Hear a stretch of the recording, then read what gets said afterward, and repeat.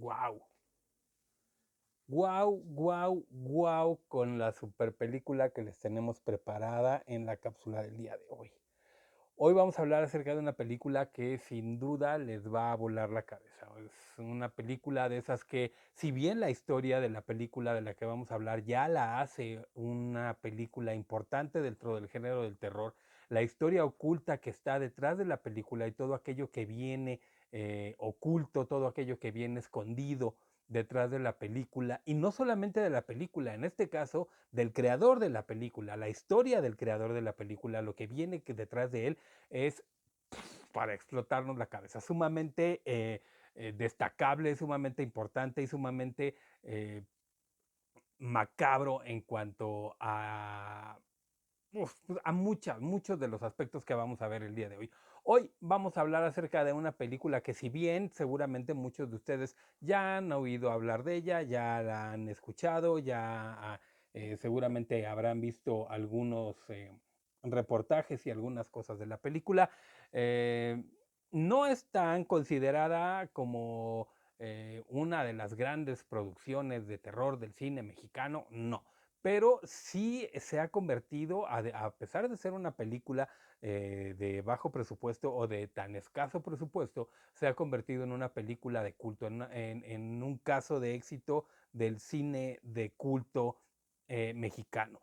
Hoy vamos a hablar acerca de una película que es sumamente maravillosa, sumamente destacable y por supuesto sumamente importante para todos aquellos que amamos y disfrutamos el género del terror, sobre todo en muchos de estos aspectos importantes que no solamente tienen que ver con los screamers, con los fantasmas, con los seres del más allá, sino con situaciones espeluznantes, con posesiones, con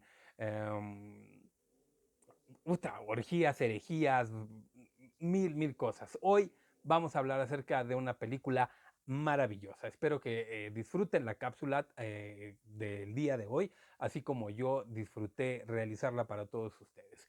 Hola, ¿qué tal? Muy buenas lunas. Sean todos muy bienvenidos a una emisión más de la Sociedad de la Medianoche, transmitiendo a través de Radio Macabro para todos y cada uno de ustedes.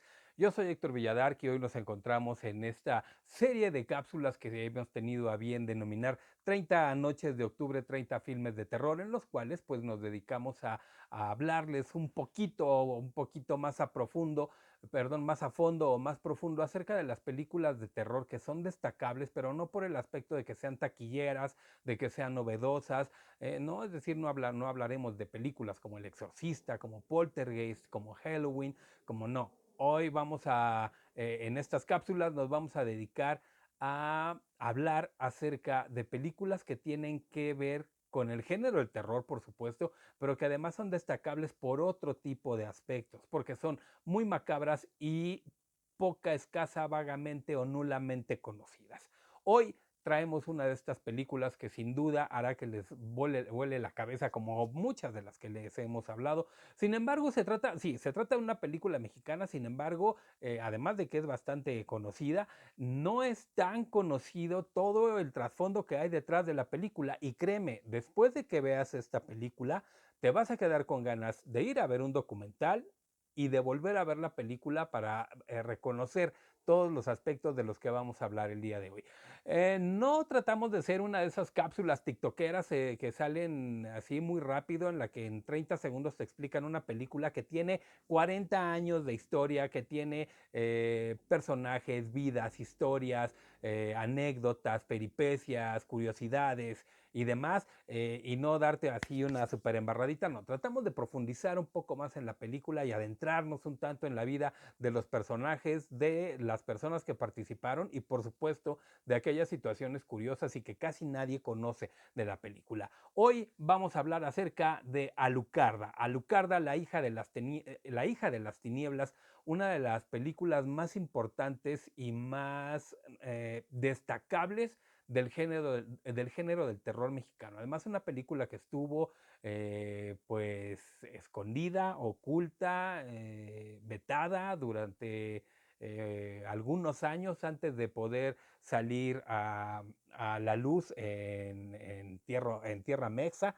Entonces, bueno, pues fue primeramente conocida en otros lugares, pero vamos a ver un poquito de el porqué de esta situación. Vamos a adentrarnos un poquito en el terror gótico que nos trae la sociedad de la medianoche el día de hoy. Y bueno, pues como les digo, hoy vamos a hablar de la película Alucarda, la hija de las tinieblas. Es una película de terror gótico, por supuesto, enteramente. Es más, se nota o se alcanza a distinguir que se trata de terror gótico desde que la protagonista de la película, en todo momento de la película, está vestida de negro. No hay una sola escena en la que salga de otro color o en la que no lleve un vestido negro en un lugar donde nadie trae un vestido negro, ¿no? Entonces, es una película de terror gótico de 1978. Hay por ahí quienes andan diciendo que se estrenó en 1977. No, la verdad es que se estrenó en enero de 1978 y fue filmada en su totalidad aquí en México. Una película de otro genio del terror que, si bien no tiene una tetralogía como la de Carlos Enrique Taboada, sí tiene una serie de películas bastante macabras, bastante interesantes, una trilogía del terror de la que vamos a hablar hoy, una película póstuma que salió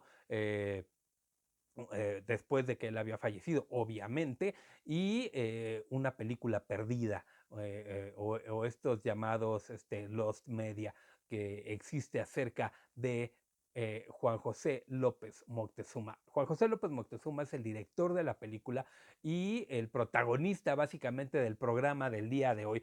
Pero además esta persona es destacable no solamente porque sea o porque haya sido un director de terror bastante increíble, bastante interesante, como para poder haber desarrollado una serie de películas como de las que vamos a hablar hoy. Por supuesto, Alucarda fue un conductor de cine, un conductor de programas, perdón, un director de cine, un conductor de programas televisivos, un productor de directores importantes. Ahorita vamos a hablar acerca de ellos.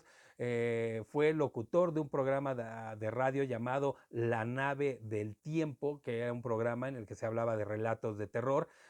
Además fue locutor de un programa de jazz durante mucho tiempo, me parece que en Radio Universidad, un programa que además fue a la vanguardia en la música de jazz aquí en la Ciudad de México, y que defendió a grandes jazzistas y que presentó al público muchos de los jazzistas que, de no haber sido por la intervención de Juan José López Moctezuma, pues estarían en el olvido, no hubieran sido descubiertos. Fue productor, como les digo, de Alejandro Jodorowsky, de este cineasta increíble. Fue quien produjo las películas de Fando y Liz. Si no han visto la película de Fando y Liz, es bastante buena. Es una película de fantasía y de erotismo y de realidad y cosas así, bastante interesante. Y también de El Topo, ¿no? El Topo seguramente ya si la topan o si la han visto, pero es una película bastante interesante. Además de todos estos logros que él tuvo, dirigió como películas propias La Mansión de la Locura, que es una película increíble, la pueden ver de manera gratuita en YouTube, de la cual también vamos a hacerle una reseña en estas 30 noches de octubre. Eh, eh, Mary Mary Bloody Mary es otra película también de él, que también es increíble, también es bastante rescatable, bastante buena. Él solamente hizo 5 películas como director, ¿no? Además, hizo El Alimento del Miedo, que fue una de sus últimas películas. Después Matar a un extraño, que esta película es la que se presenta de forma póstuma, porque no la termina antes de que terminen de manera muy trágica sus días. No les voy a spoilear nada de su vida para que lo vayamos descubriendo a lo largo del programa. Y Alucarda, la versión original, está narrada, está hablada en idioma inglés. Esto para facilitar el intercambio cultural y pues que pudiera llegar a más mercado, pues que se vendiera más, ¿no? A final de cuentas, pues el cine es dinero, ¿no? Es un negocio. Entonces, bueno, pues Alucarda está hablada en inglés. La pueden encontrar en varias plataformas. Me parece que en Tubi la encuentran. Ay, hay otra plataforma, pero no recuerdo el nombre. Es una morada con unos puntitos blancos. Pero también la pueden encontrar de manera gratuita en YouTube, y el único problema de YouTube es que no la tiene en inglés, la tiene traducida al español. pero es bastante rescatable la película. Yo así fue como la vi por primera vez, traducida. Y en inglés sí cambia un poco, por supuesto, pues el cine se ve mejor en su idioma, pero no es tan drástico el cambio ni tan deplorable, ¿eh? Así que, bueno, pues como les decía, las películas fueron La Mansión de la Locura, Mary, Mary, Bloody Mary, El Alimento del Miedo, Matar a un Extraño y Alucarda. Esas fueron las 5 películas que Juan José López Moctezuma, vamos a llamarle Moctezuma de aquí en adelante para abreviar un poco todo su nombre. Y bueno, pues esas fueron las películas que él hizo, pero ya cuando él hizo las películas, ya había trabajado como productor para Jodorowsky en Fando e Ilis y en El Topo, ya había trabajado para Radio Universidad, ya había trabajado como locutor, ya había sido conductor de radio, ya había sido conductor de programas, ya había hecho 1000 cosas, así que finalmente en un momento pues dice, ¿sabes qué? Ahora me voy a poner a hacer mis películas y yo las voy a dirigir como yo quiera. Y es así como surge Alucarda, la hija de las tinieblas, una película increíble. Esta película obtuvo diferentes nombres en diferentes países, se le llegó a llamar The Sisters of Satan o Las Hermanas de Satanás, Innocents from Hell, Las Inocentes del Infierno, Mark of the Devil 3 o La Marca del Diablo 3 y Mark of the Devil 3 Innocent from Hell. Estos fueron algunos títulos que se le dieron a la película en otros países, pero el título original es Alucarda, la hija de las tinieblas. Moctezuma fue director de Televisa en Europa justamente cuando termina el periodo de Francisco Franco, es decir, cuando acaba la guerra de franquista, pues hay un espacio para que pueda entrar la televisión un tanto abierta, una televisión que no fuera tan dictatoria como la que había en el gobierno de Francisco Franco. Entonces entra y ahí abre sus puertas Televisa, Televisa España o Televisa Europa. Terminando este periodo de Francisco Franco, pues se le da la oportunidad a Moctezuma de que sea el director de Televisa Europa durante 8 años. Lamentablemente, bueno, dentro de sus grandes aciertos es que puede entrevistar a Jodorowsky, que después se convierte en colaborador y diferentes situaciones con gente de talla internacional, pero si bien la excentricidad en la que él se desenvolvía y en la manera en la que llevaba los programas, pues hicieron que después de 8 años, pues le dieran las gracias y le dijeron, ¿sabes qué? Muchas gracias por haber participado, pero pues hasta aquí llega Televisa Europa.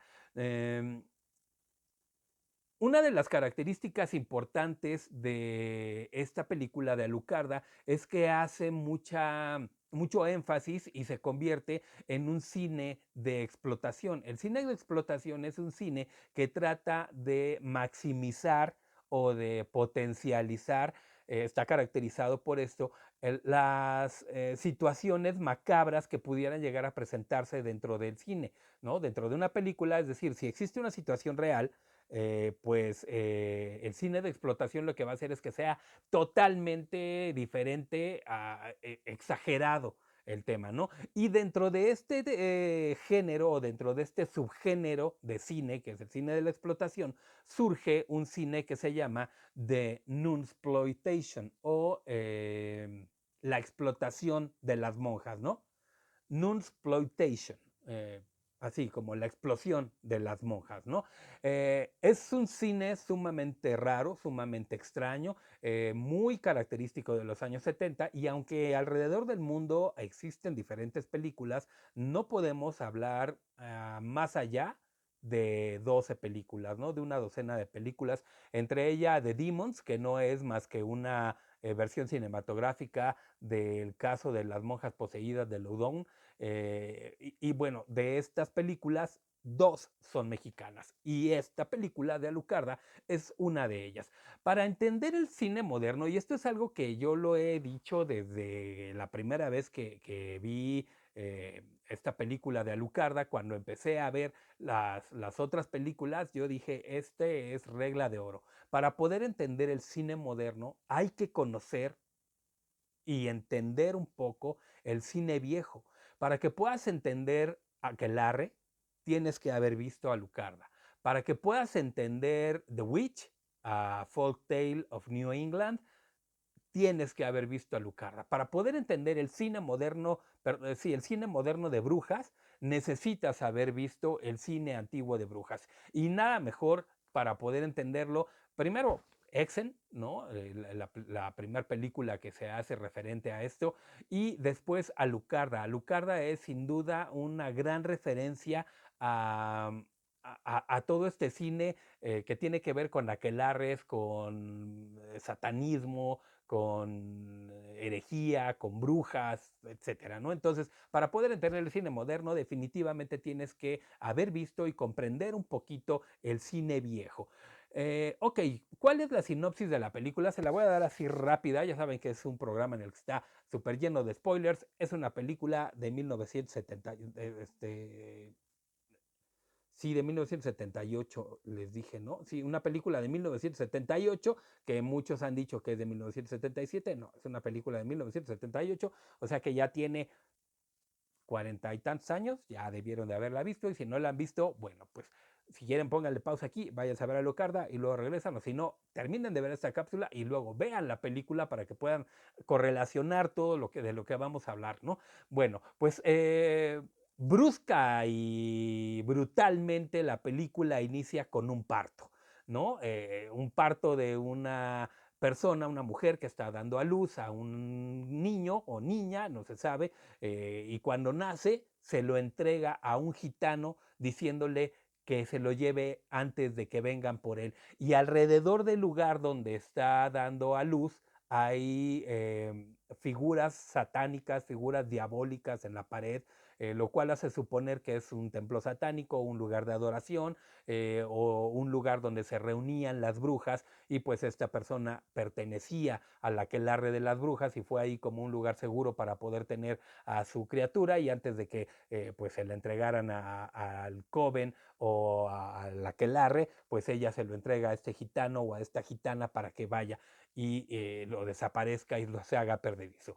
La película o el filme relata a grandes rasgos una historia de romance, pero no de un cualquier romance, es un romance lésbico. Tomemos en cuenta que estamos en los años 70, ¿no? En 1978 se está lanzando esta película, entonces, bueno, pues una historia de romance lésbico en el cual se mezcla el terror y se combinan el romance, el terror y los preceptos religiosos contra esta moral acatadora y religiosa que existía, pero además, así para terminar de ponerle mantequilla al pan, pues nos da una super embarrada de todos aquellos prejuicios que venían del Marqués de Sade, que está bastante inmiscuido dentro de la película, no por las situaciones que el Marqués de Sade hizo que fueran o por las que se hizo famoso, sino por una serie de leves easter eggs que va a ir dejando la película a lo largo de su desarrollo. La historia, como les digo, comienza con un parto, con la llegada de un bebé que es entregado a una persona que al parecer es una gitana, ¿no? Por las ropas que lleva y por cómo va vestida y las costumbres que tiene y demás, y le pide que la salve de Satanás. Años después llegará, es decir, ahí termina la escena y después aparece una escena de una carreta donde pues se ve que años después llegaría Justine a un convento y se conoce con Alucarda. A partir de ahí la película se torna, y estos son 3 minutos de película, ¿eh? A partir de ahí la película se torna en una historia sumamente interesante. Alucarda, a lo largo de lo que se está desarrollando en la historia, demuestra tener ciertos dotes de bruja, ciertos dotes de conocer de plantas, de minerales, de animales, de, vamos, de diferentes aspectos que están sumamente relacionados con el mundo brujeril, ¿no? Además de denotar una inteligencia superior para las personas o para las mujeres de su época. Alucarda, como les digo, es la única persona que viste de negro en el convento en el que están. Mientras está jugando, Justine y Alucarda conocen a un gitano campesino que claramente, así desde que lo ves, dices, este es el diablo, ¿no? Entonces, se encuentran con el diablo les ofrece algunos amuletos, alguna sabiduría, las cosas que suele ofrecerte el diablo cuando estás un martes por la tarde caminando por el bosque, ¿no? Entonces, a partir de ahí, surge este pacto fáustico que tiene que ver con toda la el surrealismo alemán, ahora vaciado en una película mexicana a colores, con eh, actuaciones no malas, vestuarios, vamos, nada comparable con el impresionismo alemán. Sin embargo, no deja de ser rescatable esta parte, ¿no? En la que pues el diablo ofrece hacer un pacto ahí en el bosque, ni como el diablo, ni con un contrato en papel que tengan que firmar con su sangre, ni nada de eso. Sin embargo, aparece una daga que va a ser de suma importancia para la película. Ahora que la vean van a ver qué onda con esa daga, pero lo que está ocurriendo es un pacto fáustico. Lo que estamos viendo es el pacto de Fausto con Satanás. Bueno, pues ahora lo está teniendo Alucarda y Justín con el diablo, en el cual deciden, pues cuando se vaya una nos vamos las dos, porque si no, no se puede ir una solita. A partir de ahí, pues empieza una serie de situaciones bastante pues un tanto incómodas, digamos, para la época, porque empieza a haber acercamientos, toqueteos, seducción entre Justin y Alucarda, ¿no? Como les decía, pues esta relación lésbica, ¿no? Por azares del destino, pues llegan a descubrir este lugar en donde Alucarda había nacido. Este lugar donde el bebé les es entregado a la gitana, pues llegan a conocerlo. Llegan ahí, Alucarda abre un ataúd y a partir de ese momento la pesadilla comienza. Una situación de eventos totalmente complejos, ¿no? Mientras que unos son macabros, otros son placenteros, mientras que unos son muy sencillos, otros son complejos, mientras que hay adoración, hay odio, hay una serie de situaciones bastante complejas que se van a dar a lo largo de la película, que bueno, las vas a identificar fácilmente una vez que estés viendo la película. ¿Qué es lo que vas a ver a grandes rasgos? Porque no quiero meterme muchísimo en la película porque sería increíble que pudieran verla sin que se las spoilee totalmente como las anteriores. Nos vamos a encontrar con satanismo, con rituales satánicos, con exorcismos, por supuesto, con posesiones satánicas, pero también con orgías, con lesbianismo, con cosas que eran totalmente rechazadas en los años 70, ¿no? Pero también vas a ver religión, vas a ver arte clerical, arte sacro, religión, por supuesto, gore, violencia, perversidad, moral, alteraciones a la moral, una cosa totalmente como mi cumpleaños, ¿no? Vas a ver de todo, vas a ver cosas que dices, ¿qué onda con esto? Que evidentemente las ves ahora y se te hacen bastante fuertes. Entonces, no imagino lo fuerte que era verlas en aquella época, ¿no? Verlas en los años 70, sobre todo la transgiversación de la moralidad y el aflore de la perversidad o de la perversión que ocurría en aquel monasterio, bueno, pues lo hace algo sumamente destacable de la película. Aunque la película, si bien sí, por supuesto, fue destrozada por la crítica de su año, al día de hoy se trata de una película de culto, de una película que ha generado incluso documentales acerca de ella. Es bastante buena y además fue una película que estuvo censurada y enlatada durante muchos años para que nadie pudiera verla y nadie pudiera hablar de ella. Sin embargo, no podían destruirla porque pues, se trataba de Moctezuma, ¿no? De un genio del cine, de la televisión. En algún momento tendría que salir cuando la película llegara a estar en su momento, porque mucha gente cree que Moctezuma se encontraba adelantado a su época, y es cierto. No, la verdad es que sí, por supuesto, estaba muy adelantado a su época, sobre todo con esta película, ¿no? No es una película para niños, por supuesto que no. Ay, perdón, es que le tomé al agua y me salpicó. No es una película para niños, no es una película para mentes sensibles, no es una persona para religiosos recalcitrantes o personas que tengan su fe y su moralidad muy a flor de piel, porque evidentemente es una película que los va a insultar y que va a molestar los preceptos o los cánones eclesiásticos que las personas puedan llegar a manejar, ¿no?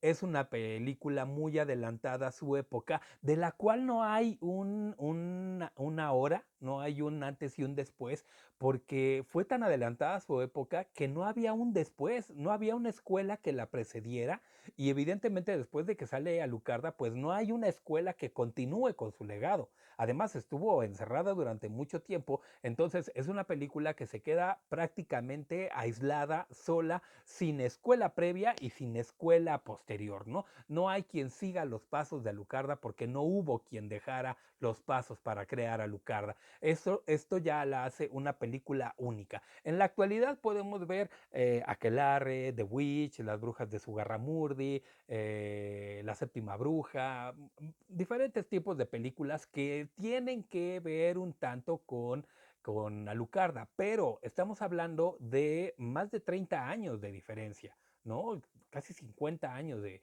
diferencia entre una y otra. Entonces, no pueden ser precursoras de una escuela a la cual no tuvieron acceso, ¿no? Entonces, se nota, por supuesto, que esta película, Alucarda, tiene fuerte influencia en muchos otros directores, ¿no? Por ejemplo, en Carlos Enrique Taboada. Vamos, hay muchos directores en los que logramos ver ciertos aspectos que dices, esto se lo voló a Moctezuma. Esto lo hubiera sacado Moctezuma. Esto tiene mucho que ver con Moctezuma. Sí, se nota la influencia que tuvo sobre otros directores. Y también se nota a leguas la inspiración que hubo de otras obras literarias y de otros géneros sobre Alucarda. Es decir, por supuesto que se nota que Moctezuma leyó Carmila. Básicamente, Alucarda es la una versión satánica, no vampírica, de Carmila, ¿no? De Joseph Sheridan Le Fanu. Eh, es una versión satanizada de Carmila. Se nota la influencia de Drácula. Por supuesto, Alucarda es a Drácula o un Drácula leída al revés, ¿no? Es decir, es un anagrama de el Drácula, el nombre de Alucarda es Drácula a la inversa. Se nota la influencia vampírica de Elizabeth Bathory cuando Justine se levanta de un ataúd, está bañada en sangre, ¿no? El ataúd está inundado de sangre como si se estuviera dando un baño de sangre. Además, bueno, se muestra la influencia del Marqués de Sade desde el nombre de Justine, que es la fiel compañera y amante de Alucarda, donde pues en esta película se alcanza a notar la dicotomía y esta contradicción moral o esta contradicción que había en la moral, donde en un punto se quedaba hasta donde no podía pasar y en otro punto se quedaba transgrediendo totalmente la moralidad que había o que era permitida. El interior del convento, donde ocurre prácticamente toda la película, parece una cueva con muros de piedra crudo, con adornos muy crudos, ¿no? Es decir, está adornada con velas chorreantes, con velones, con figuras humanas en relieve, muy ocultas, pero se alcanzan a ver. Partes de cuerpos humanos en las paredes, vamos, ¿no? Es una película que bien nos está haciendo referencia al infierno. Si han leído El infierno de Dante o si conocen un poquito acerca de la obra de Dante Alighieri, pues podrán ver que en ciertos círculos del infierno se alcanzan a ver estas partes, que no es la primera vez que recurren a ello en el cine.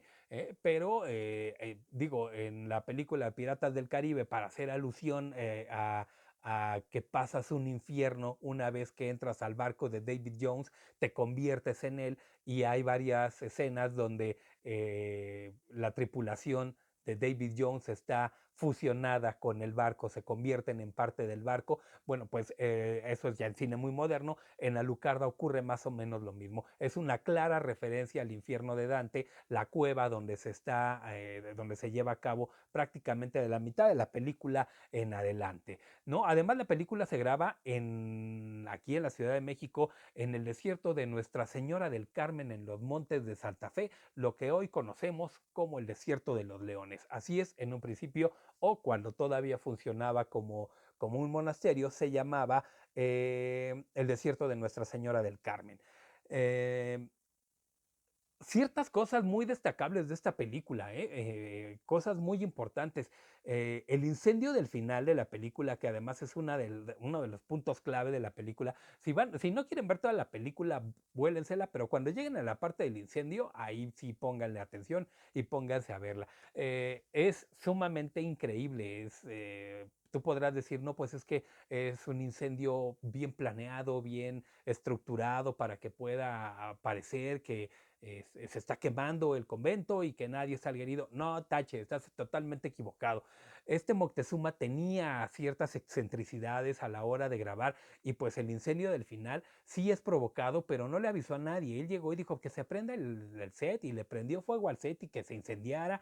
Fue un total caos, pero pues como se estaba viendo flamas por todos lados, se prende un Cristo que él tenía previamente embadurnado con algún material flamable, entonces se prende todo, por supuesto empiezan a caer vigas de madera, una viga de madera le cae a una monja en la cabeza, ocasionando un grave accidente, una persona se quema gran parte del rostro, hay algunos pues no me gusta decirles críticos porque hacen lo que yo y yo no me siento crítico del cine, sino pero comentadores de películas que dicen que quedó totalmente desfigurado de media parte del rostro.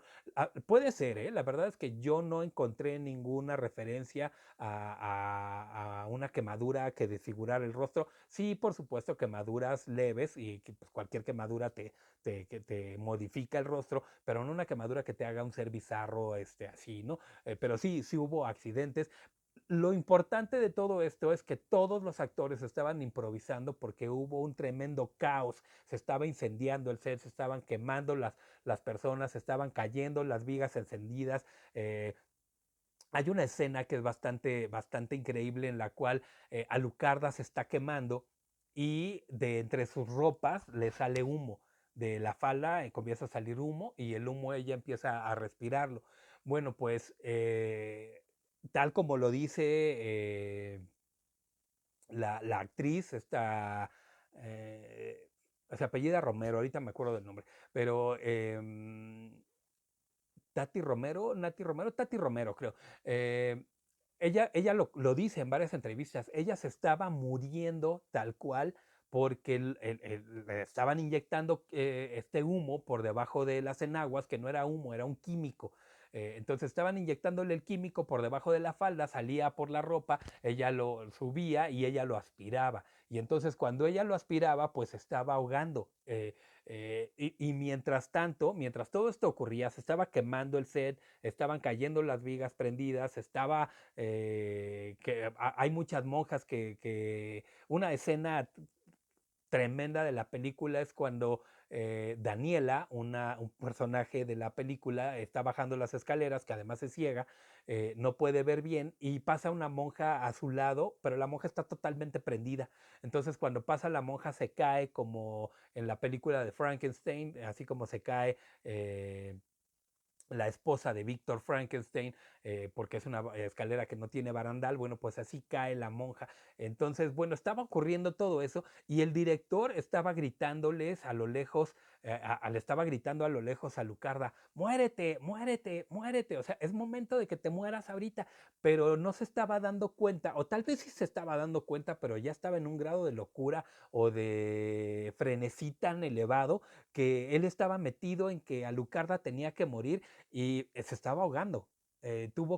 Uno de los monjes que estaba, uno de los extras, tuvo que cargarla y sacarla del set para que respirara aire y no se muriera, porque ya se estaba ahogando en verdad. Esto lo cuenta ella tal cual. Entonces, imagínense esta escena, ¿no? Cuando se empieza la secuencia de que se empieza a quemar el monasterio, al final es tremenda, ¿no? O sea, es lo mejor de la película. Si bien no es una de las mejores películas que he visto en la vida, sí es una de las películas más destacables que he visto en cuanto al género del terror y sobre todo el terror mexicano, dirigida por alguien mexicano y que haya logrado ese nivel de compromiso, ¿no? Porque además perdió casi toda su fortuna en cine este Moctezuma, ¿no? Bueno, pues hasta ahí todo iría bien, todo iría diciendo, bueno, pues normal, una película de terror donde hay posesiones, monjas, quemados, muertos, pero nadie se esperaba que Moctezuma estuviera sufriendo de una enfermedad mental. Para 1993, él ya se encuentra recluido en un hospital con Alzheimer y además con una demencia senil bastante marcada. Eh, Debido a esto, pues él se divorcia. La ruptura con Televisa también influye mucho en su estado de ánimo y termina recluido en un cuarto de azotea cuando él estaba acostumbrado a vivir en casas palaciegas, ¿no? En casonas en Europa, en eh, mezclarse con los grandes círculos del cine mexicano. Además, nunca fue aceptado dentro del sindicato de gente que trabaja para el cine, y eso también le pega bastante en el ego, en su manera de ser. Total, termina en un manicomio. Y en 1933, en 1993, dos admiradores de Moctezuma, del director, ingresan al hospital, a un hospital donde él estaba recluido, donde lo tenían internado, un hospital psiquiátrico, a manera de petición. Sí, y a manera de petición no, o sea, entre queriendo y no, lo secuestran. Una vez secuestrado, pasa una serie de situaciones, se lo llevan al lugar donde había grabado Lucarda, es decir, al desierto de los leones. Ahí estas dos personas dicen que recupera un poco la memoria, que vuelve a tener cordura y pocos días después él pide que lo regresen al hospital para que se calmen las cosas, para que todo se aliviane. Estaban escuchando el programa de radio de jazz donde él trabajaba y pues sus compañeros le dicen al aire, si alguna persona de nuestra audiencia sabe algo de nuestro querido amigo José Moctezuma, por favor comuníquese con nosotros. Tiene 2 días que desapareció o 3 días que desapareció del hospital psiquiátrico. No tenemos noticia de él, no sabemos nada. Entonces él mismo les dice a estos chicos, ¿saben qué? Vayan, déjenme ahí para que se calmen las cosas, llévenme a ese lugar y vemos qué onda. A partir de ese punto de que lo entregan, Moctezuma les dice a ellos, la verdad es que no sé cómo pagarles lo que han hecho por mí, y uno de ellos le dice, sabes qué, a nosotros nos has pagado desde el momento en el que hiciste a Lucarda. Gracias a esto, Moctezuma les legaría los derechos de la obra y todas sus cosas que año con año les han hecho llegar los hijos de Moctezuma, es decir, cada año le entregan primero toda su colección de viniles, después toda su ropa, después todos sus libros, después, vamos, diferentes cosas que le van entregando porque se las dejaron a ellos finalmente, pero como son un legado de la familia y un legado para el mundo, pues tenían que haber estado en exposiciones, en el Festival de Cine de Morelia, en el Festival Macabro, en el Nosferatu, vamos, todos estos festivales, pues, había que presentar cosas y una vez que las presentan, pues se las van entregando a él. Pero gracias a esto, pues es que Moctezuma les legaría los derechos de la obra, ¿no? Todo esto lo pueden ustedes ver en un documental que se llama Alucardos, el retrato de un vampiro, del año 2011, dirigido por Ulises Guzmán Reyes. Si no han visto el documental de Alucardos y ya vieron la película, se los recomiendo. Es increíble lo que van a ver dentro del documental y como bien lo dice Moctezuma, el 99% de lo que está en el documental es real, es cierto. Un documental en el que se habla de asesinatos, intrigas, mentiras, esta situación del secuestro en el hospital psiquiátrico, muchas, muchas cosas. La verdad, se te va de volada. A mí me gustó más que la película, lo disfruté más que Alucarda, por todas las situaciones que se viven ahí, ¿no? Es decir, toda esta aventura, ¿no? Si no lo han visto, véanlo, también está de manera gratuita en YouTube, ahí lo pueden ver, se llama Alucardos, Retrato de un vampiro del año 2011, o así lo encuentran nada más como Alucardos, ahí lo pueden ver. Es buenísimo. Y si encuentran algún lugar, yo no he podido encontrarlo, pero si encuentran algún lugar donde lo vendan, donde lo puedan comprar en Blu-ray, en DVD, en lo que sea, cómprenlo. La verdad, valdría bien la pena poder verlo en digitalizado y mejorado, porque las versiones que están en YouTube no son malas, pero tampoco son las mejores. Otro dato interesante de la película es que en algunas partes de la película le cambian el nombre a Daniela por el nombre de Camila. Muy, muy dándole pedradas a Carmila de Lefano, ¿no? Evidentemente, la película pues estuvo perdida durante muchos años hasta que, bueno, pues fue de algún modo rescatada por Manuel Santillán. Una vez que fue rescatada por Manuel Santillán, la cinta fue restaurada, incluso algunas escenas perdidas fueron restauradas e insertadas nuevamente en el corte, y es así como fue reestrenada en la Cineteca Nacional en el año 2000. Una película que se graba en 1978 permanece perdida, oculta, sin promoción, sin nada, durante 30 años, ¿no? Bueno, 20 años, ¿no? Hasta el año 2020. Entonces, bueno, pues eso es pura y mera censura por parte de uno de los grandes poderes del Estado, ¿no? Alucarda es, por supuesto, material que estuvo realizado fuera de su tiempo. Es una película subversiva que rompe con la tradición del cine mexicano de terror, al que, por supuesto, López Moctezuma siempre dijo que estaba en contra del cine mexicano de terror, que no le gustaba, que no se hacía buen cine de terror, o que era muy, muy escueto o muy escaso el cine de terror que realmente valía la pena en México, y pues de ahí que surgieran estas películas. La cinta es filmada en los Estudios América, lo que hoy son los estudios de TV Azteca, ¿no? Le pertenecen ahora a Televisión Azteca. La fachada del convento, esto también es un dato bastante interesante que a mí me sacó de onda mucho. Tuve que ver las dos películas para caer en cuenta de que sí era cierto.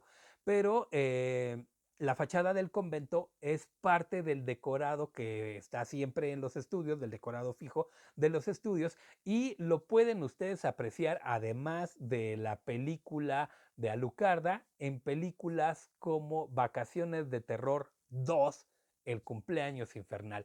Ahí en la película, cuando se está haciendo la posada, bueno, el cumpleaños de esta muchachita, de la hija de la que antes en la película anterior tenía la muñeca que le daba vueltas la cabeza y demás. Cuando se está haciendo el cumpleaños de esta niña, ahí se está haciendo en los estudios, y ahí pueden apreciar la fachada de este convento. Entonces, bueno, pues si ustedes querían conocerlo, como en el de El niño de El libro de piedra, pues aquí no se va a poder.